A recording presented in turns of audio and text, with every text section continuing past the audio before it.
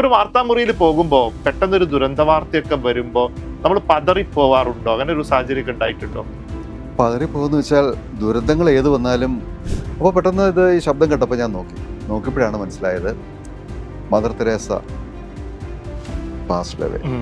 അവിടെ ചെന്നപ്പോഴും എനിക്ക് തോന്നി, ഇനി അഥവാ ഈ സുനാമി അടിച്ച് ഇപ്പം വെള്ളം മുങ്ങുകയാണെങ്കിൽ ഈ സ്റ്റുഡിയോയ്ക്കുള്ളിൽ ഇരുന്ന് നമ്മുടെ മനസ്സ് മനുഷ്യനാണല്ലോ, മനസ്സ് വേവലാതിക്കൊള്ളുമല്ലോ. അതെ, ഞാൻ ആലോചിച്ചു ഈ സ്റ്റുഡിയോയ്ക്ക് പുറത്തൊക്കെ വെള്ളം നിറഞ്ഞ് ഓരോ ചാനലുകളും ഓരോ രീതിയിൽ അവതരിപ്പിച്ചുകൊണ്ടിരിക്കും. ചാനൽ തുറന്ന ഫുൾ ടൈം ബ്രേക്കിംഗ് ന്യൂസ്. അതെ അതെ അതെ. പക്ഷെ ഒരു കാലത്ത് ആകാശവാണി മാത്രമല്ലേ ഇതൊക്കെ അറിയിക്കാനുണ്ടായിരുന്നുള്ളൂ. അതെ, അന്നത്തെ ഒരു ബ്രേക്കിംഗ് ന്യൂസ് രീതി എങ്ങനെയായിരുന്നു? കാരണം അന്നൊക്കെ ജേർണലിസം എന്ന് പറഞ്ഞാൽ ശരിക്കും മേലനങ്ങി പണിയെടുക്കേണ്ട ഒരു നമ്മൾ എഴുതി കൈമെടുത്തിട്ടുണ്ട്. ആകാശവാണിയിൽ ഒരു വാർത്ത പറഞ്ഞാൽ അത് ആധികാരികമായിരിക്കും, അവർക്ക് തെറ്റ് പറ്റില്ല എന്ന വിശ്വാസം. ചാനലുകൾ തമ്മിൽ ഒരു മത്സരം വന്നു. അതിന്റെ അടിസ്ഥാനത്തിൽ സത്യമായാലും അസത്യമായാലും ആദ്യം കൊടുക്കുക. ആകാശവാണിയിൽ അങ്ങനെ ഒരു വാർത്ത, ആധികാരികതയില്ലാത്ത ഒരു വാർത്ത കൊടുത്തു കഴിഞ്ഞാൽ കൊടുത്തവർ കൊടുക്കും. അന്ന് ഈ തെരഞ്ഞെടുപ്പ് കാല റിസൾട്ടുകളും വാർത്തകളൊക്കെ കൊടുക്കുന്ന രീതിയൊക്കെ ഈ വാർത്താ ശൈലിയിൽ തന്നെ ആയിരുന്നോ അന്ന്? പക്ഷേ ശ്രാവ്യ മാധ്യമത്തിന് അവാർഡൊന്നും ഇല്ല. ഈ റേഡിയോ വാർത്തകളിൽ എന്തെങ്കിലും ഒരു പരിഷ്കരണം സാറിന്റെ മനസ്സിൽ കിടക്കുന്നുണ്ടോ? ഒരു പരിഷ്കരണം വേണം എന്ന് തോന്നിയിട്ടുണ്ടോ? സാർ ഇപ്പം പറഞ്ഞു അന്ന് റേഡിയോയുടെ ആഗ്രഹിച്ചിട്ടാണ് റേഡിയോയിലേക്ക് വരുന്നത്, കഥകൾ അവതരിപ്പിച്ചത്.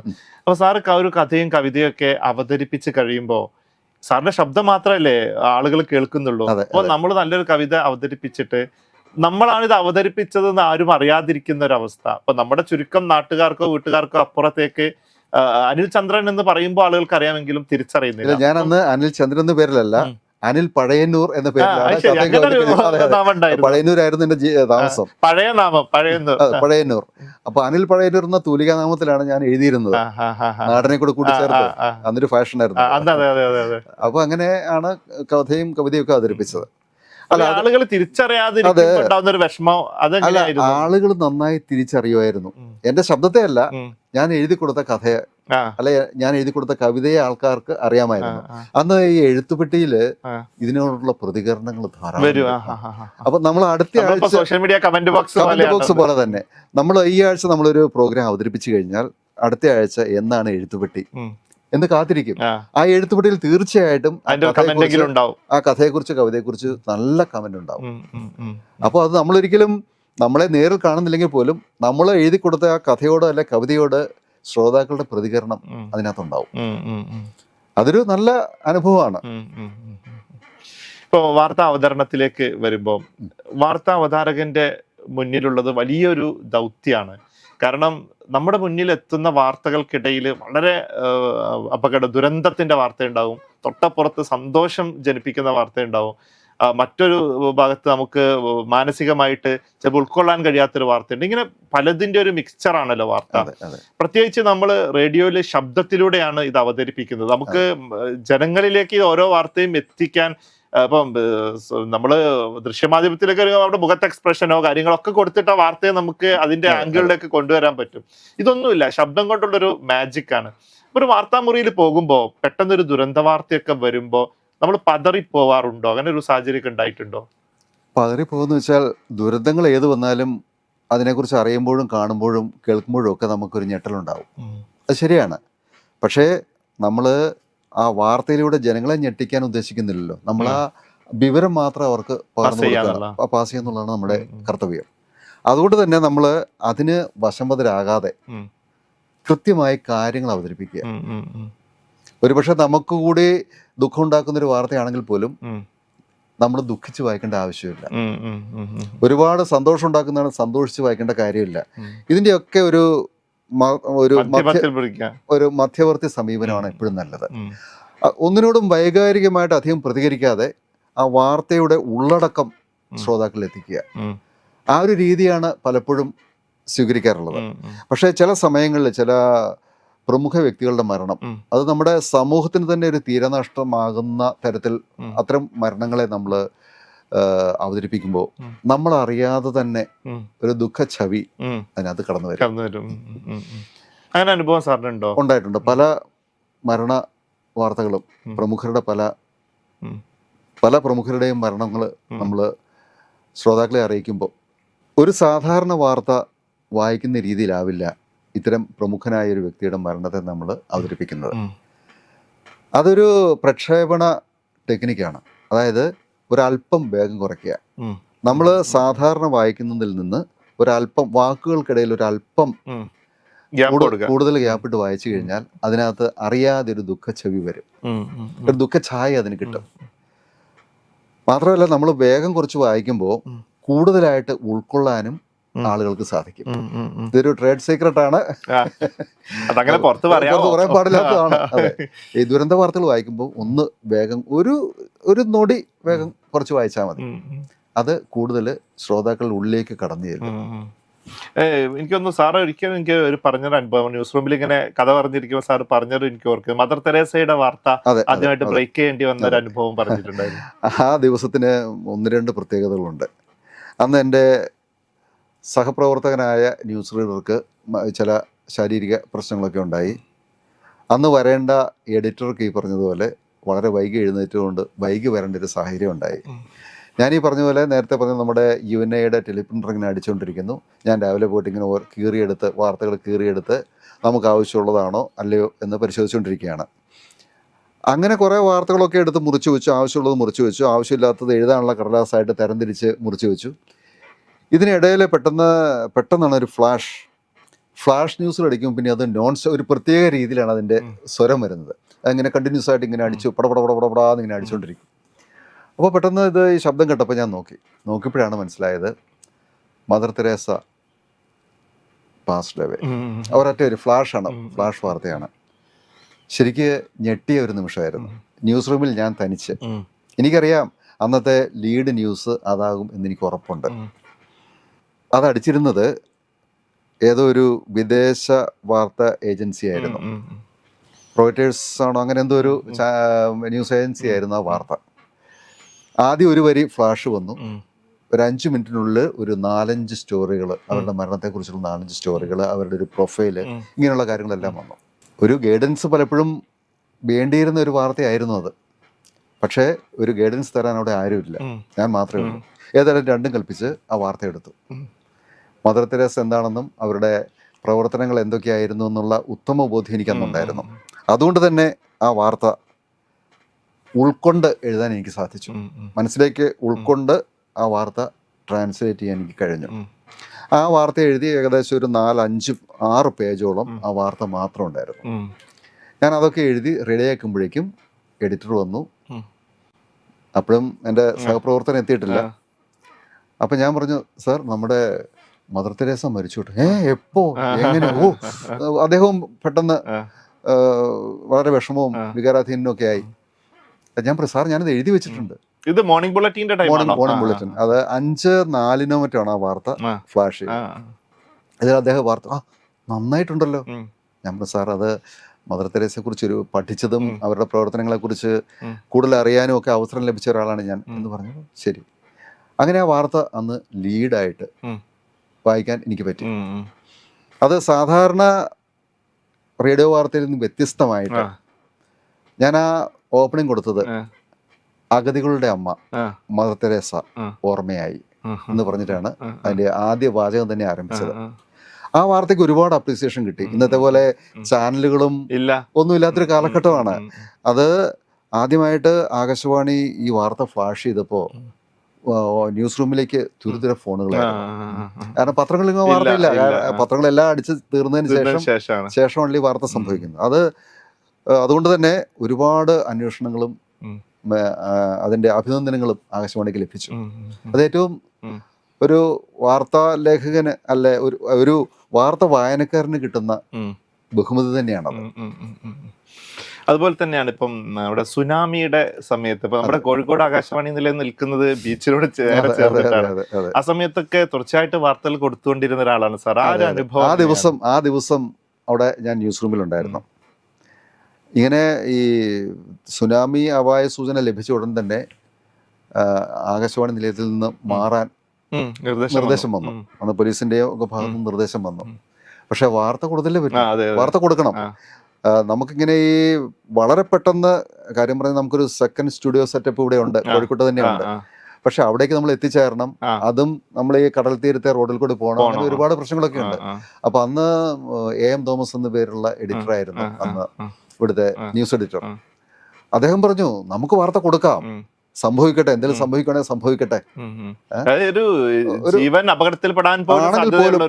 എങ്കിൽ പോലും നമുക്ക് ആ വാർത്ത കൊടുക്കണം, നമുക്കിത് എഴുതി കൊടുത്തിട്ട് പോവാം എന്ന് പറഞ്ഞു. ഏതായാലും ഞങ്ങൾക്ക് 2 ന്യൂസ് റീഡേഴ്സിനും അതിന് എതിർത്തിട്ട് അഭിപ്രായം ഉണ്ടായിരുന്നില്ല. ആ നിമിഷത്തിന്റെ ആവശ്യം അതാണ്. നമ്മളാ വാർത്ത ജനങ്ങളിൽ എത്തിക്കുക എന്നുള്ളതാണ് നമ്മുടെ കർത്തവ്യം. പുറത്തു നോക്കുമ്പോൾ റോഡ് വരെ അന്ന് ഈ മതിൽക്കെട്ടൊന്നുമില്ല, ബീച്ചിന്റെ അവിടെ മതിൽക്കെട്ടൊന്നുമില്ല, ഏറെക്കുറെ അതെ കടൽ തീരത്തിനോട് അടുത്ത് തന്നെ ബീച്ചിന്റെ ഒരു എക്സ്റ്റൻഷൻ പോലെയാണ് റോഡ് കിടക്കുന്നത്. റോഡിലേക്ക് വെള്ളം അടിച്ചു കയറി, ആകാശവാണിയുടെ ഉള്ളിലേക്ക് വെള്ളം കയറിയില്ലെന്ന് മാത്രമേ ഉള്ളൂ, റോഡിലേക്ക് വെള്ളം അടിച്ചു കയറി തൊട്ടടുത്ത് വരെ എത്തി. ഒരു 10 അടി അകലെ, ഒരു 15 അടി അകലെ വരെ വെള്ളം എത്തി. പക്ഷെ ധൈര്യമായിട്ട് പോയിരുന്ന് വായിച്ചു. സ്റ്റുഡിയോയിൽ പോയി ആ വാർത്ത ഞങ്ങൾ കൊടുത്തു. അവിടെ ചെന്നപ്പോഴും എനിക്ക് തോന്നി, ഇനി അഥവാ ഈ സുനാമി അടിച്ച് ഇപ്പം വെള്ളം മുങ്ങുകയാണെങ്കിൽ ഈ സ്റ്റുഡിയോയ്ക്കുള്ളിൽ ഇരുന്ന്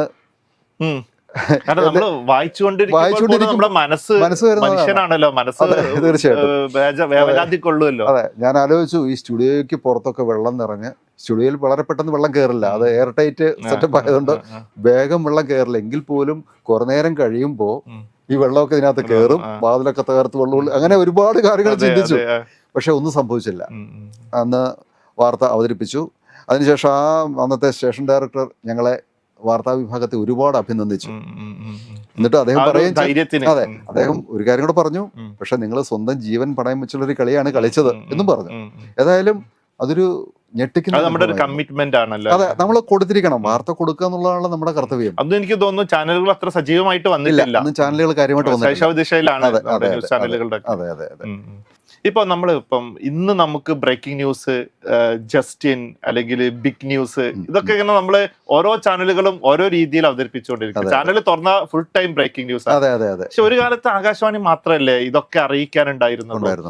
അന്നത്തെ ഒരു ബ്രേക്കിംഗ് ന്യൂസ് രീതി എങ്ങനെയായിരുന്നു? ഒരു പ്രത്യേക ഒരു വാർത്ത നമുക്കിപ്പം ഒരു 6:30 ഒരു ബുള്ളറ്റിൻ ആണെങ്കിൽ ആ ബുള്ളറ്റിനിലല്ലേ ഇത് കൊടുക്കാൻ പറ്റും. അല്ലാത്തൊരു സമയത്ത് വാർത്ത ബ്രേക്ക് ചെയ്യുന്ന, ജനങ്ങളെ തത്സമയം അറിയിക്കുന്ന ഒക്കെ ഒരു സംഗതി അനുഭവങ്ങൾ ഉണ്ടായിട്ടുണ്ട്. നമ്മുടെ കടലുണ്ടി ദുരന്തം, കടലുണ്ടിൽ ആ തീവണ്ടി അപകടം, ആ ട്രെയിൻ അവിടെ വന്നിട്ട് പാലത്തിൽ നിന്ന് താഴെ വീണ് ഒരുപാട് പേര് മരിച്ചു. ഞങ്ങൾ ഈ വാർത്ത അറിഞ്ഞ സമയത്ത് അത് ഉച്ചയ്ക്ക് ശേഷമാണ് സംഭവിച്ചത്. ഒരു വൈകുന്നേരം ഒരു 5 മണിയോട് കൂടി ആണ് അപകടം ഉണ്ടായത്. ഞാൻ കുറെ കാലം പത്രപ്രവർത്തകനായി ജോലി ചെയ്തിട്ടുണ്ടല്ലോ. അപ്പോൾ ആ ഒരു ഓർമ്മയിൽ ഇവിടുത്തെ കറസ്പോണ്ടന്റ് ആയിരുന്ന ആളിനെ വിളിച്ചിട്ട് ഞാൻ പറഞ്ഞു, ഇങ്ങനൊരു സംഭവം ഉണ്ടായിട്ടുണ്ട്, നമുക്ക് പോകണ്ടേ? അദ്ദേഹം പറഞ്ഞല്ല, പോയില്ലെങ്കിലും കുഴപ്പമൊന്നുമില്ല, നമുക്ക് വിവരങ്ങൾ എടുത്ത് കൊടുത്താൽ മതിയല്ലോ. ഞാൻ പറഞ്ഞു, അല്ലല്ലോ, നമ്മൾ ഓൺ ദ സ്പോട്ട് പോയിട്ട് ആ കാര്യങ്ങൾ അസസ് ചെയ്ത് കൊടുക്കുന്നതല്ലേ. ഏതായാലും ഞാൻ അദ്ദേഹത്തിന്റെ മനസ്സ് മാറ്റി, അദ്ദേഹവും ഞാനും കൂടി ഒരു വാഹനത്തിൽ നേരെ അവിടേക്ക് പോയി. പക്ഷേ ഈ സംഭവം അറിഞ്ഞുകൂടാൻ അങ്ങോട്ട് വാഹനങ്ങളുടെ നീണ്ട നിരയായിരുന്നു. മാത്രമല്ല ആ അപകടത്തിൽപ്പെട്ടവരുമായിട്ട് ഇത്രയില്ല. അപ്പൊ പലപ്പോഴും നമുക്ക് അങ്ങോട്ട് ആലോചിക്കുന്നില്ല അല്ലെ, കടന്നു പോകാൻ പറ്റാത്തൊരു സാഹചര്യം. ഹെഡ്ലൈറ്റ് ഒക്കെ ഇട്ട് ഞങ്ങൾ പാഞ്ഞു പോവാണ്. പക്ഷെ അവിടെ എത്താൻ ഒരുപാട് സമയമെടുത്തു. ഒന്നാമത് ആ അപകടം ഉണ്ടായ ഭാഗത്തേക്ക് ഡയറക്റ്റ് ആയിട്ട് റോഡ് ആക്സസ് ഇല്ല. നമ്മളിങ്ങനെ വഴിയൊക്കെ ചുറ്റി വളഞ്ഞു വരണം. ഏതായാലും ഞങ്ങൾ അവിടെ എത്തി. ഞങ്ങള് ഈ ദുരന്തം ഉണ്ടായ സ്ഥലത്തെത്തി ദുരന്തമൊക്കെ കണ്ടു. പക്ഷെ അവിടെ നിന്ന് ഏറ്റവും വലിയൊരു ട്രാജഡി ഉണ്ടായത്, അന്ന് മൊബൈൽ ഫോൺ പ്രചാരത്തിലായിട്ടില്ല. ലാൻഡ് ഫോൺ മാത്രമാണ് ഒരു കമ്മ്യൂണിക്കേഷൻ ഇൻസ്ട്രുമെന്റ്. സ്റ്റുഡിയോയിലേക്ക് വിവരങ്ങൾ നമ്മൾ ഓഫീസിലേക്ക് വിവരം എത്തിക്കണല്ലോ. ഇന്ന് നമ്മൾ ഫോട്ടോയും വീഡിയോ ശബ്ദമെങ്കിലും അങ്ങോട്ട് എത്തണല്ലോ. അതിനിടയിൽ എനിക്കറിയാം, ഇവിടെ അപ്പോഴേക്കും ന്യൂസ് എഡിറ്റർ തയ്യാറായിട്ടിരിക്കുകയാണ്, സ്പെഷ്യൽ ബുള്ളറ്റിൻ കൊടുക്കാൻ വേണ്ടി തയ്യാറായിട്ടിരിക്കുകയാണ്. അദ്ദേഹത്തിന് ഈ വിവരം കമ്മ്യൂണിക്കേറ്റ് ചെയ്യണം, പാസ് ചെയ്യണം. അവിടെ ഞങ്ങള് 1-2 വീട്ടിൽ കയറി ടെലിഫോൺ ഉണ്ടോ ചോദിച്ച്. പക്ഷെ അന്ന് കഷ്ടകാലത്തിന് അവിടെ ടെലിഫോണും ഇല്ല. പരിസരത്തെങ്ങും അവിടെ ടെലിഫോൺ വർക്ക് ചെയ്യുന്നില്ല. ടെലിഫോൺ ഉണ്ട്, പക്ഷെ വർക്ക് ചെയ്യാത്തൊരു ദിവസമായി പോയി. അതെന്താ, ഇതിന്റെ വല്ല കേബിൾ ഫോൾട്ട് ആണോ എന്തെങ്കിലും. അതെ. ഏതായാലും ഞങ്ങൾ വീണ്ടും അവിടുന്ന് തിരിച്ച് ആകാശവാണിയിൽ എത്തുമ്പോഴേക്കും ഇവിടെ വാർത്ത പോയി കഴിഞ്ഞു, സ്പെഷ്യൽ ബുള്ളറ്റിൻ പോയി കഴിഞ്ഞു. അവര് ഈ പറഞ്ഞതുപോലെ ഏജൻസിക്കും അതുപോലെ തന്നെ മറ്റു ജില്ലകളിലെ ലേഖകന്മാര് ഒക്കെ കൊടുത്ത് ആ വാർത്ത പോയി. അപ്പൊ എന്ത് പറ്റി? യഥാർത്ഥത്തിൽ അപകട സ്ഥലം സന്ദർശിക്കാൻ പോയി, അപകടം നേരിൽ കണ്ട് വിലയിരുത്തിയ ഞങ്ങള് ഒന്നുമല്ലാതായി. ഇവിടെ വാർത്ത പോയി. അന്ന് 2-3 സ്പെഷ്യൽ ബുള്ളറ്റിൻ കൊടുത്തെന്നാണ് എനിക്ക് തോന്നുന്നത്. അന്നത്തെ വാർത്താ കളക്ഷൻ ഒക്കെ വളരെ ശ്രമകരമായ ദൗത്യം. വളരെ ശ്രമകരമായ ദൗത്യമായിരുന്നു. നമുക്ക് ആ കൂടി ഉണ്ടായിരുന്ന ഒരു ആശയവിനിമയ ഉപാധി ടെലിഫോൺ മാത്രമായിരുന്നു. ആ ടെലിഫോൺ എന്ന് വെച്ച് കഴിഞ്ഞാൽ പലപ്പോഴും STDയും ട്രങ്കും ഒക്കെ ബുക്ക് ചെയ്ത് STD കോളും ട്രങ്ക് കോളും ഒക്കെ ആയിരുന്നു അന്ന് നമ്മൾ തിരുവനന്തപുരത്തേക്ക് വിളിക്കണമെങ്കിൽ നമ്മൾ STD കോൾ വിളിക്കണം, അല്ലെ നമ്മൾ ബുക്ക് ചെയ്ത് വിളിക്കണം. അപ്പൊ STD സൗകര്യം പല ഓഫീസുകളിലെ ഫോണിനും ഉണ്ടാവില്ല. ഇവിടെ ന്യൂസിന് പ്രത്യേകിച്ച് ഒരു STD സൗകര്യത്തോടു കൂടിയ ഫോൺ ഉണ്ടായിരുന്നു. പക്ഷേ അതിന്റെ ഉപയോഗം പരമാവധി നിയന്ത്രിക്കണം എന്നായിരുന്നു മേലാവിൽ നിന്നുള്ള ഉത്തരവ്. അതുകൊണ്ട് തന്നെ വളരെ കുറവ് സമയങ്ങളിൽ മാത്രമേ അത്യാവശ്യ ഘട്ടത്തിൽ മാത്രമേ അത് ഉപയോഗിക്കുമായിരുന്നുള്ളൂ. പിന്നെ പലപ്പോഴും കറസ്പോണ്ടന്റുമാർ ഇങ്ങോട്ട് വിളിക്കുമ്പോൾ നമ്മളത് എഴുതിയെടുക്കും. ആ ഒരു രീതിയായിരുന്നു ഉണ്ടായിരുന്നത്. എഴുതിയെടുക്കലായിരുന്നു. അവിടെ നിന്നപ്പോ തിരുവനന്തപുരത്ത് നിന്നല്ല, കൊച്ചിയിൽ നിന്നല്ല, കോട്ടയത്ത് ഫാക്സ് ആയിട്ടില്ല. പിന്നീട് ഫാക്സ് വന്നത് പിന്നെ 2-3 വർഷത്തിന് ശേഷമാണ്. പക്ഷെ ഫാക്സും ആദ്യ ഘട്ടത്തിൽ ഇവിടെ തീരെ പ്രായോഗികമല്ലായിരുന്നു. കാരണം കിട്ടുന്ന കടലാസ് കുറെ പുകയടിച്ച പോലുള്ള കടലാസുകൾ വളരെ ചുരുങ്ങിയ ബൂത്തുകളിലെ ഫാക്സ് സൗകര്യം ഉണ്ടാവുന്നുള്ളൂ. അങ്ങനെയുള്ള പ്രശ്നങ്ങളുണ്ടായിരുന്നു. പിന്നെ ഞങ്ങൾ ആശ്രയിക്കുന്നത് പ്രാദേശിക ലേഖകരെയും അതുപോലെ നമ്മുടെ ലേഖകന്മാരെയും ഒക്കെ ആയിരുന്നു. അപ്പൊ അവരൊക്കെ തരുന്ന വാർത്തകൾ അന്നൊക്കെ ജേർണലിസം എന്ന് പറഞ്ഞാൽ ശരിക്കും മേലനങ്ങി പണിയെടുക്കേണ്ട ഒരു നമ്മൾ എഴുതി കൈമെടുത്തിട്ടുണ്ട്. തലസ്ഥാനത്തു നിന്നൊക്കെ റിപ്പോർട്ടുകളും തരാൻ തുടങ്ങി കഴിഞ്ഞാൽ ഒരു 10-15 സ്റ്റോറിയാണ് ഒരു കറസ്പോണ്ടന്റ് ഫയൽ ചെയ്യുന്നത്. ഫയൽ ചെയ്യാന്ന് വെച്ചാൽ നമ്മൾ എഴുതിയെടുക്കുന്നത്. അപ്പോ ഈ 10-15 പേജൊക്കെ എഴുതാന്ന് വെച്ച് കഴിഞ്ഞാൽ അതും നല്ല സ്പീഡിൽ എഴുതണം. ഇവര് ടെലിഫോണിലാണ് സംസാരിക്കുന്നത്, STD ആണ്, അല്ലെ ട്രങ്കാണ്. അപ്പോ ഓരോ സെക്കൻഡും അപ്പൊ അതുകൊണ്ട് നമ്മൾ വളരെ തിരക്ക് പിടിച്ച് എഴുതും. എനിക്ക് തോന്നുന്നത് ന്യൂസ് റൂമിലെ പലരുടെയും ഹാൻഡ് റൈറ്റിംഗ് തന്നെ മോശമായി പോയത് ഈ വേഗത്തിൽ എഴുതിയിട്ടുള്ള പ്രശ്നമാണ്. അതായത് അങ്ങനെ എഴുതി കൈ കടഞ്ഞിട്ടുണ്ട്. ആ എഴുത്തൊക്കെ അവസാനിക്കുന്ന ഒരു കാലത്ത് ഞങ്ങളൊക്കെ 2009 കാലത്ത് ഞാൻ ആകാശവാണിയുടെ ഭാഗമാകുന്നത്. അപ്പൊ അന്നും നമുക്ക് തുടക്കത്തിൽ എഴുത്ത് തന്നെ ആയിരുന്നു. അത് പക്ഷെ നല്ല വെള്ള പേപ്പർ ഉണ്ടായിരുന്നു. അന്ന് പേനയും കടലാസും ഒക്കെ DTP നിന്ന് സപ്ലൈ ചെയ്യുന്ന ഒരു കാലത്തിലേക്ക് നമ്മൾ വളർന്നിരുന്നു. അപ്പോ പിന്നീട് പെട്ടെന്ന് തന്നെ DTP വന്നു. അതെ, അതിനുശേഷം ഒരു 3-4 വർഷത്തിനുള്ളിൽ തന്നെ DTP വന്നു. അങ്ങനെ DTP വന്നു, DTP ഓപ്പറേറ്റർമാർ വന്നു. അങ്ങനെ പിന്നെ കുറച്ചുകൂടെ നമ്മൾ പുതിയ സാങ്കേതിക വിദ്യയിൽ അതിലേക്ക് നമ്മൾ വളർന്നു. അങ്ങനെയാണ് ഈ DTP നിങ്ങൾ പറഞ്ഞതുപോലെ DTP സൗകര്യം നമുക്ക് ലഭിച്ചത്. DTPക്ക് വന്നതോടുകൂടി നമ്മുടെ ജോലി ഒരുപാട് ലഘൂകരിക്കപ്പെട്ടു. പിന്നെ വായിക്കാൻ എളുപ്പമുണ്ട്. ഈ തലയിലെഴുത്ത് പോലെയുള്ള അക്ഷരങ്ങളൊന്നും വായിക്കണ്ട. അങ്ങനെ ചില ഗുണങ്ങളൊക്കെ അന്ന് ഉണ്ടായിരുന്നു. പിന്നീട് ഇപ്പൊ അത് ശീലമായി. ഇപ്പൊ നമ്മള് കൈ കൊണ്ടൊരു അക്ഷരം എഴുതാറില്ല, കൈയക്ഷരം കൊണ്ടൊന്നും ചെയ്യാറില്ല.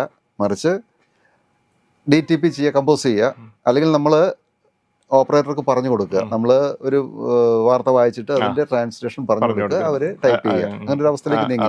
ഇതിനും അപ്പുറത്തേക്ക് പോയി. ഇപ്പൊ തിരുവനന്തപുരത്തെ ന്യൂസ് റൂം ഇതിനൊക്കെ അപ്പുറമാണ്. അവര് മാറിക്കഴിഞ്ഞു. നമ്മളതിൽ അത്രത്തോളം എത്തിയിട്ടില്ല. ഇതിനിടെ നമ്മുടെ ഒരു ഓഫീസ് ഓട്ടോമേഷൻ സ്കീമില് നമ്മള് നമ്മുടെ മുന്നിൽ ഡിസ്പ്ലേ ഇങ്ങനെ വന്ന ഈ നല്ല കാലം കൊണ്ട് അത് പ്രവർത്തിച്ചില്ല. കാരണം അതിന്റെ മുകളിൽ നമുക്ക് നിയന്ത്രണമില്ല. അതിന്റെ വേഗം നിയന്ത്രിക്കലൊക്കെ വലിയ ബുദ്ധിമുട്ടാണ്. അതിലും അത്തരം അന്നത്തെ ഒരു വാർത്ത ഇപ്പൊ സാറ് ശരിക്കും പറഞ്ഞ ഒരു ബ്രിഡ്ജാണ്. ആ പഴയ കാലത്തെ വാർത്താ റൂമും സാറിന് അറിയാം, ഇപ്പോഴത്തെ ഏറ്റവും ആധുനികമായ വാർത്താ റൂമും അറിയാം. ഈ ഒരു പാലത്തില് ഇതിനിടക്ക് നടന്നുപോയ സംഗതികൾ, കടന്നുപോയ വാഹനങ്ങൾ എങ്ങനെയായിരുന്നു? തീർച്ചയായിട്ടും പാലത്തിൽ കൂടി കടന്നു പോകുന്ന വാഹനങ്ങൾ വളരെ സൂക്ഷിച്ചു ഓടിക്കണം. ആ ഒരു അവസ്ഥയായിരുന്നു എനിക്കും.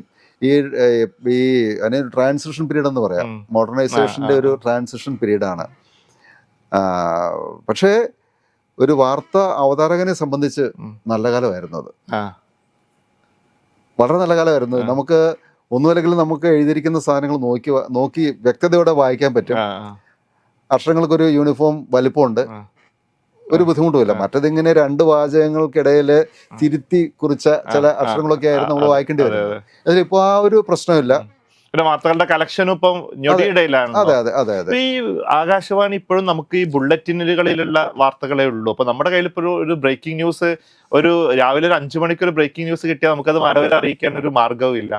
പക്ഷെ ഈ ബ്രേക്കിംഗ് ന്യൂസ് പ്രളയത്തിനിടയിലും എങ്ങനെയാണ് ആകാശവാണി പിടിച്ചു നിൽക്കുന്നത് എന്നൊരു ചോദ്യം സ്വാഭാവികമായിട്ടും അവിടെ പ്രേക്ഷകർക്ക് ഉണ്ടാവും. അതെ, അത് ആകാശവാണി കഴിഞ്ഞ 10-70 വർഷമായിട്ട് വാർത്തകളിലൂടെ നേടിയെടുത്തൊരു വിശ്വാസം. ആകാശവാണിയിൽ ഒരു വാർത്ത പറഞ്ഞാൽ അത് ആധികാരികമായിരിക്കും, അവർക്ക് തെറ്റ് പറ്റില്ല എന്ന വിശ്വാസം നല്ലൊരു ശതമാനം ജനങ്ങളിലും ശ്രോതാക്കളിലും ഉണ്ട്.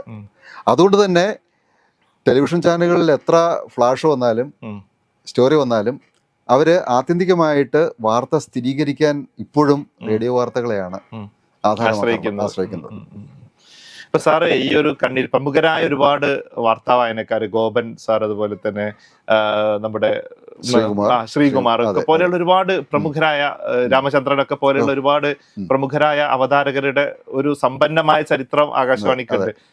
സാർ ആ കണ്ണിയിലെ അവസാനത്തെ ആളാണ്. കാരണം മലയാളം ആകാശവാണി മലയാള വിഭാഗം പക്ഷെ ഒരിക്കലും അവരുമായിട്ടൊന്നും എന്നെ താരതമ്യപ്പെടുത്താൻ പാടില്ല. അവരൊക്കെ ഒരു കാലഘട്ടത്തിലെ ഇപ്പോഴത്തെ സൂപ്പർ സ്റ്റാറുകളെ പോലെ പ്രശസ്തി നേടിയ ആൾക്കാരായിരുന്നു അവര്. ഗോപൻ, ഇന്ദിരാഗാന്ധിയുടെ അദ്ദേഹം ഇപ്പോഴും നമ്മള് ഫേസ്ബുക്കോ അതുപോലെയുള്ള സോഷ്യൽ മീഡിയ ഒക്കെ നോക്കിക്കഴിഞ്ഞാൽ അന്നത്തെ അദ്ദേഹത്തിന്റെ ആ വാർത്ത വായന ഇപ്പോഴും നമുക്ക് കേൾക്കാൻ പറ്റും.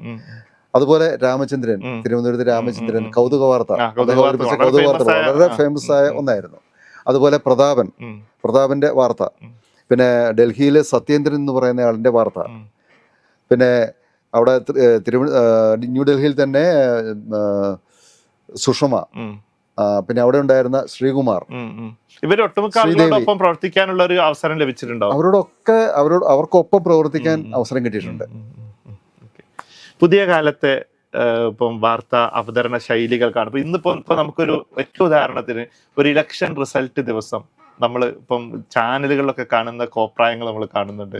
ഒരു നാടക കളരിയായിട്ട് അല്ലെങ്കിൽ ഒരു സ്റ്റേജ് ഷോ പോലെ ആയിട്ട് വാർത്താ അവതരണം. ഇന്ന് ന്യൂസ് റീഡിംഗ് എന്നല്ല പറയും, ന്യൂസ് പ്രസന്റേഷൻ ആണ്. ആ രീതിയിലേക്ക് അത് മാറി. അപ്പൊ ഇതിനെ സാർ എങ്ങനെയാണ് കാണുന്നത്? ഈ പുതിയ കാലത്ത് വാർത്തകൾക്കുണ്ടായ ഈ ഒരു രൂപമാറ്റത്തെ അല്ലെങ്കിൽ വാർത്താ അവതരണ രീതിയിലുണ്ടായ മാറ്റത്തെ എങ്ങനെയാണ് കാണുന്നത്?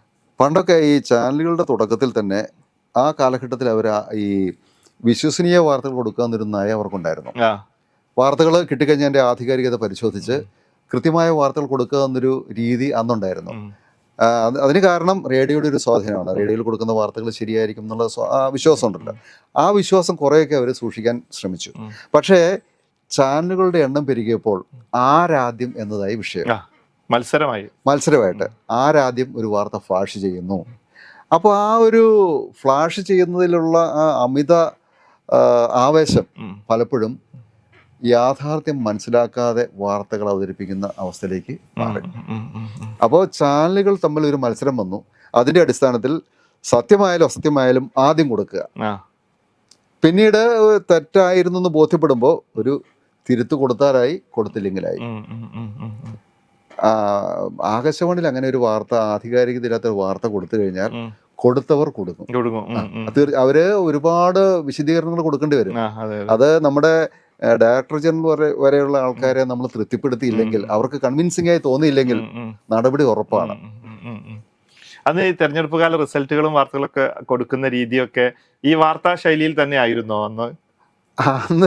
ഈ രാമചന്ദ്രനെ പോലെയുള്ള ആൾക്കാരൊക്കെ വാർത്തകളിൽ, ഈ ഇലക്ഷൻ വാർത്തകളിലെ ഒരു പുതിയ രീതി തന്നെ അവർ ആവിഷ്കരിച്ചു. അതായത് നമ്മളിപ്പോൾ പറയും ഇന്നയാള് 500 വോട്ടിന് മുന്നിലാണ്, അല്ലെങ്കിൽ അദ്ദേഹം മുന്നേറുകയാണ്. പക്ഷെ രാമേന്ദ്രൻ്റെ ഒരു പ്രത്യേക ശൈലി ഉണ്ടായിരുന്നു. സ്ഥാനാർത്ഥിയുടെ പേര് പറഞ്ഞിട്ട് അദ്ദേഹം 500 വോട്ടിന്, അപ്പൊ നമ്മളെല്ലാവരും വിചാരിക്കും 500 വോട്ടിന് ലീഡ് ചെയ്യുകയാണ്, 500 വോട്ടിന് പിന്നിലാണ്. അങ്ങനെ ആ ഒരു ഇലക്ഷൻ വാർത്തകൾ പ്രസന്റ് ചെയ്യുന്നത് പോലും അവരുടെ കയ്യിൽ നിന്ന് എടുത്തിട്ട ചില ആളുകൾക്കൊരു ആവേശം കൊടുക്കുക, ഒരു ആങ്സൈറ്റി ഉണ്ടാക്കുക, അതൊരു അദ്ദേഹത്തിന്റെ ഒരു പ്രത്യേകതയായിരുന്നു അത്. പക്ഷെ ഇപ്പൊ നമ്മൾ അത്തരം കാര്യങ്ങളൊന്നും ചെയ്യാറില്ല. നമ്മള് ഇലക്ഷൻ കമ്മീഷന്റെ ഒഫീഷ്യൽ വെബ് പേജുമായിട്ട് താരതമ്യപ്പെടുത്തിയിട്ടാണ് നമ്മൾ വാർത്തകൾ പരമാവധി കൊടുക്കാറുള്ളത്. ഇപ്പോൾ ഈ റേഡിയോക്ക് ഒരു പ്രതാപമുണ്ട്. നമുക്ക് പ്രിന്റ് കഴിഞ്ഞാൽ പിന്നെ റേഡിയോ ആണ് പുതിയ ഇതിലേക്ക്. ശരിക്കും ഒരു വാർത്തയുടെ പ്രിന്റ് മീഡിയയിൽ നിന്ന് ഒരു മൾട്ടിമീഡിയയുടെ ഒരു തുടക്കമാണെങ്കിൽ ഓഡിയോയെ നമുക്ക് എടുക്കാമല്ലോ. അപ്പൊ അങ്ങനെ മാറി വന്ന് ശ്രവ്യമാധ്യമമാണ്, അത് ഇന്നും നിലനിൽക്കുന്നു. പക്ഷേ ഈ കാലത്ത് ശ്രവ്യമാധ്യമങ്ങൾക്ക് വേണ്ടത്ര പരിഗണന ലഭിക്കുന്നില്ല എന്നൊരു പരാതി സാറിനുണ്ടോ? എനിക്കുണ്ട്. ആ പരാതി വളരെ ശക്തമായിട്ട് എന്നിലുണ്ട്. മാധ്യമ അവാർഡുകളുടെ ലിസ്റ്റ് മാത്രം ഒന്ന് പരിശോധിച്ചാൽ നമുക്ക് ബോധ്യപ്പെടും. പത്രമാധ്യമങ്ങൾക്ക് ഒരു അവാർഡ്, പിന്നെ ദൃശ്യ മാധ്യമങ്ങൾക്ക് മറ്റൊരു വിഭാഗത്തിൽ അവാർഡ്, നല്ല റിപ്പോർട്ടിങ്ങിന് അവാർഡ്, നല്ല മുഖപ്രസംഗത്തിന് അവാർഡ്, നല്ല ഒന്നാം പേജ് ഡിസൈനിങ്ങിന് അവാർഡ്. പക്ഷേ ശ്രാവ്യ മാധ്യമത്തിന് അവാർഡൊന്നുമില്ല. ഈ സംസ്ഥാന ഗവൺമെൻറ്റിൻ്റെ അവാർഡുകളിൽ പോലും ശ്രവ്യ മാധ്യമങ്ങൾക്ക് യാതൊരു പങ്കുമില്ല എന്ന അവസ്ഥയാണ്. അവർക്ക് അതിനകത്ത് ഒരു അവാർഡിന് അപേക്ഷിക്കാൻ പോലും പറ്റില്ല. കാരണം നമ്മൾ ദൃശ്യമല്ല, പ്രിന്റും അല്ല, ഇടയിൽ എവിടെയോ കിടക്കുന്ന ആൾക്കാർ. അതേസമയം റേഡിയോ എന്ന് പറയുന്നത് ഏറ്റവും വലിയ ജനകീയ മാധ്യമമാണ്. ഇപ്പോഴും ഏറ്റവും കൂടുതൽ ആളുകൾ റേഡിയോ വാർത്തകൾ കേൾക്കാറുണ്ട്. നമ്മൾ ഈ നഗരത്തിന്റെ ഒരു 8-10 കിലോമീറ്റർ പരിധിയിലെ ടെലിവിഷൻ ഉപഭോക്താക്കളെ മാത്രം കണ്ടുകൊണ്ട് ആ മാധ്യമമാണ് ഏറ്റവും കൂടുതൽ ആൾക്കാർ ശ്രദ്ധിക്കുന്നത് എന്ന് വിലയിരുത്തി കഴിഞ്ഞാൽ വലിയൊരു തെറ്റാണ്. ഇപ്പോഴും നമ്മുടെ ഈ ഗ്രാമാന്തരങ്ങളിലേക്ക് ചെന്ന് കഴിഞ്ഞാൽ, അല്ലെങ്കിൽ നമ്മൾ നഗരത്തിൻ്റെ പരിധിക്ക് പുറത്ത് ചെന്ന് കഴിയുമ്പോൾ അവിടെയും മിക്ക വീടുകളിലും ഈ റേഡിയോ വാർത്തകളുണ്ട്. അവരത് ശ്രദ്ധിക്കുന്നുണ്ട്. അതിൻ്റെ ഏറ്റവും വലിയ ഗുണം എന്താണെന്ന് വെച്ച് കഴിഞ്ഞാൽ, വീട്ടിൽ ഇരിക്കുന്നവർക്ക് അവരുടെ ജോലി മെനക്കെടാതെ അവരുടെ ജോലി തുടർന്നുകൊണ്ട് തന്നെ ഈ വാർത്തയും കേൾക്കാം. വാർത്തയല്ല, റേഡിയോ പരിപാടികളെല്ലാം കേൾക്കാം. അപ്പോൾ അവരുടെ ജോലിക്ക് യാതൊരു ഭംഗവും വരുന്നില്ല, കാലതാമസവും വരുന്നില്ല. അതിന് പകരം ഒരു ടൈം സെറ്റ് ചെയ്യുന്ന ഒരു ടൈം പീസിന്റെ ഗുണം കൂടി ഇത് ചെയ്യുന്നുണ്ട്. 7:30 വാർത്തയായി, അല്ലെങ്കിൽ 6:45 വാർത്തയായി, നമ്മുടെ ഒരു ജീവിതത്തിന്റെ താളമായിട്ട് അത് മാറി. ഇപ്പോഴും അങ്ങനെ തന്നെയാണ്. ഏറ്റവും കൂടുതൽ വീട്ടമ്മമാരാണ് ആ സമയത്ത് റേഡിയോ ഓൺ ചെയ്ത് വെക്കുന്നത്. അടുക്കള കൊണ്ടൊരു ട്രാൻസിസ്റ്റർ ഓൺ ചെയ്ത് വെച്ച് കഴിഞ്ഞാൽ അവർക്ക് ജോലിയും ചെയ്യാം, കൂടെ വാർത്ത കേൾക്കാം, പാട്ട് കേൾക്കാം, അറിയിപ്പുകൾ കേൾക്കാം. അങ്ങനെ ഒരുപാട് പ്ലസ് പോയിന്റ് ഉണ്ട്. അപ്പോൾ ഇപ്പോഴും റേഡിയോ ലിസണേഴ്സിന്റെ എണ്ണം കുറഞ്ഞിട്ടൊന്നുമില്ല. അത് അങ്ങനെ കുറഞ്ഞുവെന്ന് തോന്നിപ്പിക്കുന്ന രീതിയിൽ മറ്റ് സാമൂഹ്യ മാധ്യമങ്ങളും ടെലിവിഷൻ ചാനലുകളും അങ്ങനെ ഒരു വിലയിരുത്തൽ നടത്തിയത് കൊണ്ട് മാത്രമാണത്. ഇപ്പോഴും റേഡിയോ ലിസണേഴ്സിന്റെ എണ്ണത്തിൽ കാര്യമായ കുറവൊന്നും ഉണ്ടായിട്ടില്ല. ഇപ്പൊ സാറ് ഈ റേഡിയോയുടെ പ്രാധാന്യം ഒക്കെ പറഞ്ഞു. ഇന്ന് പക്ഷെ പുതിയ കാലത്തും ഓഡിയോ കുറേം കൂടി ആളുകളിലേക്ക് റീച്ച് ചെയ്യുന്ന ഒരു സാഹചര്യമുണ്ട്. ഇപ്പം നമുക്കറിയാം, പോഡ്കാസ്റ്റുകൾ, സ്പോട്ടിഫൈ, ഇതൊക്കെ പറയുന്ന കുറെ മീഡിയങ്ങളുണ്ട്. ഇത് റേഡിയോയുടെ ഒരു എക്സ്റ്റൻഷൻ ആണോ, അല്ലെങ്കിൽ ഇത് റേഡിയോകൾ ഇനി ഭാവിയിലേക്ക് ഈ രീതിയിലേക്ക് പോകും എന്ന് സാർ കരുതുന്നുണ്ടോ? എനിക്ക് അങ്ങനെയാണ് തോന്നുന്നത്. പണ്ട് നമുക്ക് റേഡിയോ പരിപാടികൾ കേൾക്കണമെങ്കിൽ വീട്ടിൽ നിർബന്ധമായിട്ട് ഒരു റേഡിയോ വേണം, അല്ലെങ്കിൽ ട്രാൻസിസ്റ്റർ വേണം. ഇപ്പോൾ അതിൻ്റെ ആവശ്യമില്ല. നമ്മുടെ മൊബൈൽ ഫോണിൽ തന്നെ ഇന്ത്യയിലെ എന്നല്ല, ലോകത്തെ തന്നെ എല്ലാ റേഡിയോ പ്രക്ഷേപണങ്ങളും കിട്ടുന്ന ആപ്പുകളുണ്ട്, കേൾക്കാം. ഇപ്പോൾ നമ്മുടെ ആകാശവാണി നിലയം, കോഴിക്കോട്ടെ ആകാശവാണി നിലയത്തിൻ്റെയും തൃശ്ശൂർ ആകാശവാണി നിലയത്തിൻ്റെയും തിരുവനന്തപുരത്തിൻ്റെ ഒക്കെ എല്ലാ പരിപാടികളും നമ്മുടെ വിരൽത്തുമ്പിലുണ്ട്. നമ്മൾ അവരുടെ ഒരു ഫ്രീക്വൻസി അറിഞ്ഞിരുന്നാൽ മാത്രം മതി. അതും അറിഞ്ഞില്ലെങ്കിലും കുഴപ്പമില്ല. AIR കാലിക്കറ്റ് എന്ന് അടിച്ചു കൊടുത്തു കഴിഞ്ഞാൽ കാലിക്കറ്റിന്റെ എല്ലാ 2 ചാനലുകളും ലഭ്യമാകുന്ന ആപ്പുകൾ നമുക്കുണ്ട്. അപ്പോൾ ഈ റേഡിയോ സെറ്റ് കൂടെ കൊണ്ടുപോകേണ്ട കാര്യമൊന്നും നമുക്കില്ല. ഒരു മൊബൈൽ ഫോൺ നമ്മുടെ കയ്യിലുണ്ടെങ്കിൽ, നമ്മൾ നെറ്റ്വർക്ക് കിട്ടുന്ന ഒരു പ്രദേശത്താണെങ്കിൽ നമുക്ക് ആ റേഡിയോ പ്രക്ഷേപണം ലഭിക്കും. അപ്പം അതുകൊണ്ട് തന്നെ എനിക്ക് തോന്നുന്നത് അധികം വൈകാതെ റേഡിയോ സെറ്റുകൾ, ഇപ്പോഴും മാർക്കറ്റ് വളരെ കുറച്ച് റേഡിയോ സെറ്റുകൾ ലഭിക്കാറുള്ളൂ. അതും ഒരു 3-4 വർഷം കൊണ്ട് ഓർമ്മയാകാനുള്ള ഒരു സാധ്യത ഞാൻ മുന്നിൽ. ഇപ്പൊ റേഡിയോ സെറ്റുകളുടെ മോഡലില് ബ്ലൂടൂത്ത് ഡിവൈസുകളൊക്കെ പ്രതാപം പഴയ കാലത്ത് നിന്ന് ഓർമ്മിപ്പിക്കുന്ന രീതിയിൽ. പക്ഷെ ഇതൊരു വിപ്ലവം തന്നെയാണ്, ഒരു ഇൻഫർമേഷൻ വിപ്ലവം തന്നെയാണിത്. ഈ മൊബൈൽ ഫോണിൽ നമുക്ക് ഈ വാർത്തകളും സംഗീത പരിപാടികളും നിലയങ്ങളിലെ എല്ലാ പരിപാടികളും കിട്ടുന്നൊരു സാഹചര്യം വന്നു കഴിഞ്ഞാൽ കൂടുതൽ ആൾക്കാർ അതിലേക്ക് ആകൃഷ്ടരാകും, യാതൊരു സംശയവുമില്ല. നമുക്ക് അവസാനിപ്പിക്കാം. ഈ റേഡിയോ വാർത്തകളിൽ എന്തെങ്കിലും ഒരു പരിഷ്കരണം സാറിന്റെ മനസ്സിൽ കിടക്കുന്നുണ്ടോ? ഒരു പരിഷ്കരണം വേണം എന്ന് തോന്നിയിട്ടുണ്ടോ? കാലാനുസൃതമായ പരിഷ്കരണം എല്ലാ മാധ്യമങ്ങളിലും ഉണ്ടാവണം. നമ്മൾ 50 വർഷം മുമ്പ് ഞങ്ങൾ ഇങ്ങനെ ഒരു കാര്യം ചെയ്തു, ഞങ്ങൾ എപ്പോഴും അത് കൊണ്ടാടുന്നു എന്ന് പറഞ്ഞു കഴിഞ്ഞാൽ അതിനെ നമുക്ക് ഉൾക്കൊള്ളാൻ കഴിയില്ല. ഭാഷയിൽ ഒരുപാട് പരിവർത്തനങ്ങൾ വന്നു, ഭാഷാ പ്രയോഗങ്ങളിൽ ഒരുപാട് മാറ്റങ്ങൾ വന്നു. അപ്പം നമ്മൾ ആ പുതുമയെ ഉൾക്കൊള്ളാനും വാർത്തകളെ കൂടുതൽ ജനകീയമാക്കാനും ഒരു തരം ഒരു കൂട്ടിലടച്ച തത്തയെ പോലെ ആവരുത്. അതിനെ നമുക്ക് തുറന്നു വിടാം. നമ്മൾ ഭാഷയുടെ പ്രയോഗത്തിലും അവതരണ ശൈലിയിലും ഒരു മാറ്റം കൊണ്ടുവരണം. പക്ഷെ അവിടെ ഒരു ചോദ്യമുണ്ട്, ഇതാര് കൊണ്ടുവരും? ഒരുപാട് വർഷമായിട്ട് ഇതിൽ ജോലി ചെയ്യുന്ന ആൾക്കാർ തന്നെ ഇതിന് നിർദ്ദേശങ്ങൾ മുന്നോട്ട് കൊണ്ടുവരണം. പക്ഷേ നല്ലൊരു ശതമാനം ആൾക്കാരും അതിന് തയ്യാറാവുന്നില്ല. എന്തുകൊണ്ടായിരിക്കും? എനിക്ക് തോന്നുന്നത് ഈ ജോലി സംബന്ധമായ കുറേ അധികം പ്രശ്നങ്ങൾ ഇപ്പോൾ ആകാശവാണിയിലുണ്ട്. Programme staff തീരെയില്ല. ഇപ്പൊ നമ്മുടെ ന്യൂസിന്റെ കാര്യം തന്നെ, എനിക്ക് ശേഷം ഇവിടെ സ്ഥിരം ന്യൂസ് ന്യൂസ് റീഡറാണ്. എന്നെ തെരഞ്ഞെടുത്തത് 1997-ലാണ്. ഏറ്റവും ഒടുവിൽ ഒരു ന്യൂസ് റീഡറെ തെരഞ്ഞെടുത്തത് 2000-ലാണ്. അപ്പൊ 26 വർഷം മുമ്പാണ് അവസാനത്തെ ന്യൂസ് റീഡർ സർവീസിൽ വരുന്നത്. അപ്പോൾ അതുകൊണ്ട് ആ പോസ്റ്റിലേക്ക് പഴയ ആൾക്കാർ ആരുമില്ല. പുതിയ ആൾക്കാരെ അപ്പോയിന്റ് ചെയ്യുന്നില്ല. പകരം 2 വർഷത്തെ കോൺട്രാക്ട് അടിസ്ഥാനത്തിലാണ് അവരെ നിയമിക്കുന്നത്. പിന്നെ എല്ലാ റീജിയണൽ ന്യൂസ് യൂണിറ്റുകളിലും 10-30 പാർട്ട് ടൈം ന്യൂസ് റീഡർമാരുടെ പാനൽ, എഡിറ്റർമാരുടെയും പാനൽ ഉണ്ടാക്കി വെച്ചിട്ടുണ്ട്. അപ്പോൾ ഈ അതിനെ നമുക്ക് 2 രീതിയിൽ പറയാം. ഈ പുതിയ പുതിയ ശബ്ദങ്ങൾക്ക് ഒരവസരം, പക്ഷെ എപ്പോഴും പുതിയ പുതിയ ശബ്ദങ്ങൾ കൊണ്ട് മാത്രം ആവുന്നില്ല. വാർത്തയുടെ സ്വഭാവവും വാർത്താ അവതരണത്തിൻ്റെ ഒരു രീതിയും മനസ്സിലാക്കി വരാൻ ഇവർ ഒരുപാട് സമയം എടുക്കുന്നുണ്ട്. ഒരുപാട് ഈ പുതിയ തലമുറയ്ക്ക് സമയം ചെലവഴിച്ചൊരു കാര്യം ഉൾക്കൊള്ളാൻ വലിയ താല്പര്യമൊന്നുമില്ല. അപ്പൊ അതുകൊണ്ട് തന്നെ ഇതിലേക്ക് ഇതിൻ്റെ ഒരു രീതി മനസ്സിലാക്കാനും അതിലേക്ക് സ്വയം ഇറങ്ങിച്ചെല്ലാനും പലരും തയ്യാറാവുന്നില്ല. പക്ഷെ ആ രീതി ഒന്ന് മാറണം. പിന്നെ അവർ കൂടി ഉൾക്കൊള്ളാവുന്ന രീതിയിലുള്ള പരിഷ്കാരങ്ങൾ കൊണ്ടുവരണം. ഭാഷയിൽ പരിഷ്കാരം കൊണ്ടുവരണം. ഇതിന്റെ ഡ്യൂറേഷനിൽ മാറ്റം കൊണ്ടുവരണം. കുറെ കൂടി ലൈവായി മാറാൻ ശ്രമിക്കണം. പക്ഷെ അത് വളരെ പെട്ടെന്നൊന്നും നമുക്ക് നടത്താൻ പറ്റിയെന്ന് വരില്ല. പക്ഷെ കാലക്രമത്തിൽ നമുക്ക് 24 മണിക്കൂർ ന്യൂസ് ചാനൽ എന്നൊക്കെ പറയുന്ന പോലെ 24 മണിക്കൂർ ന്യൂസ് റേഡിയോ സ്റ്റേഷൻ എന്നൊരു സങ്കല്പം നല്ലതാണ്. പക്ഷെ 24 മണിക്കൂറും വാർത്ത കൊടുക്കണമെങ്കിൽ വാർത്തകൾ ഉണ്ടായിരിക്കണം. വാർത്തകൾ യഥാസമയം നമുക്ക് കിട്ടണം. അങ്ങനെ ഒരുപാട് കാര്യങ്ങളുണ്ട്. പക്ഷെ ഒരിക്കലും ഐഡിയകൾക്ക് ഈ സമയമൊക്കെ ദൃശ്യങ്ങൾ കൊണ്ടൊക്കെ ഫിൽ ചെയ്യാം. നമ്മളെ സംബന്ധിച്ച് ചില ദിവസങ്ങളിൽ ഈ ഇവിടെ ആകാശവാണിയിൽ ജോലിക്ക് വരുമ്പോൾ തന്നെ ശ്രദ്ധയപ്പെട്ടിട്ടുണ്ടോ ഞാൻ കരുതുന്നു. ചില ദിവസങ്ങളിൽ വാർത്ത ഇല്ല. സത്യമാണ്. ചില ദിവസങ്ങളിലെ വാർത്തകളുടെ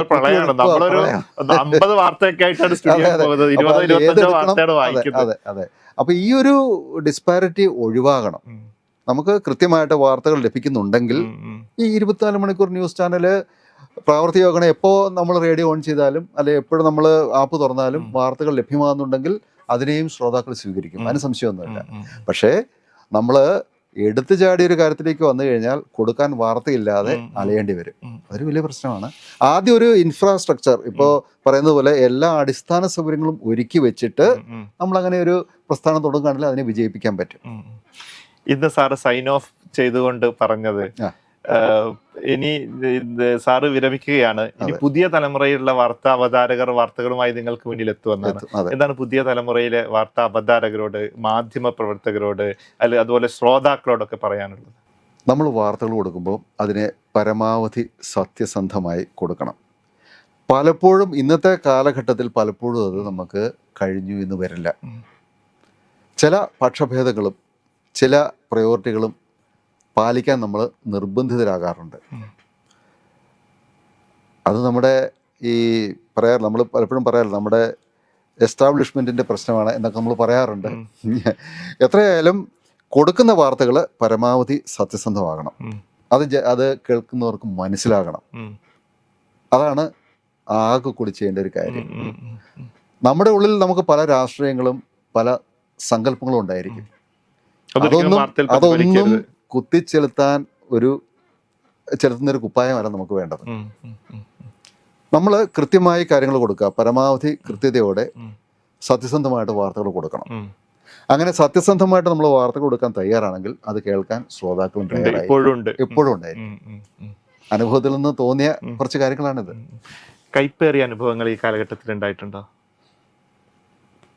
30 വർഷമായില്ലേ. കൈപ്പേറിയ അനുഭവങ്ങൾ പലതും ഉണ്ടായിരുന്നിരിക്കാം. ഞാൻ അതൊക്കെ മറന്നുപോയി.